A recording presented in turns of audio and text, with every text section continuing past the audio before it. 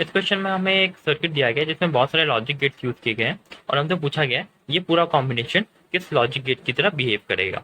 तो इस क्वेश्चन को सॉल्व करने के लिए हमें ये जो y है, जो फाइनल आउटपुट है, उसका एक्सप्रेशन लिखना होगा in terms of A and B. तो इस क्वेश्चन को सॉल्व करने के लिए हम सारे सर्किट्स को सॉल्व करेंगे। तो अगर हम पहला सबसे अपर पार्ट को देखें तो यहाँ पे ए इनपुट दिया गया है और ये नॉट गेट के थ्रू पास हो रहा है। तो हम जैसा जानते हैं इनपुट अगर ए दिया जाए और नॉट गेट के थ्रू ये पास होता है तो जो हमारे पास आउटपुट आएगा वो ए बार आएगा। सिमिलरली अगर हम यहाँ से देखें तो बी से डायरेक्ट कनेक्शन है तो ये इनपुट बी हमारे पास आ जाएगा। और जैसा हम देख सकते हैं ये एक एंड गेट है।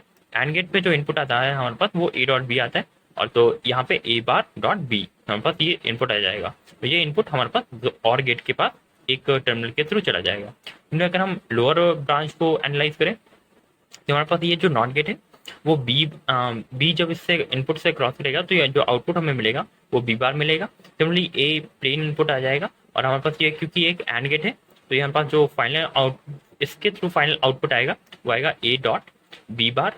सिमिलरली ये इनपुट प्लेनली इसके थ्रू यहाँ पे इस टर्मिनल के थ्रू चला जाएगा और हमारे पास जो फाइनल आउटपुट आएगा वाई के फॉर्म में वो आएगा y is equal to A dot B bar plus B dot A bar.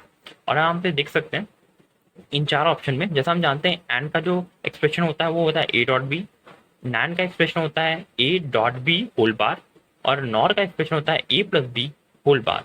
और यहाँ से देख सकते हैं ये तीनों में से कोई भी मैच नहीं कर रहा हमारे वाई के एक्सप्रेशन से, इसलिए हम यहाँ पे क्लियरली श्योर हो सकते हैं कि एंड नैन और नॉर गेट तो नहीं हो सकते।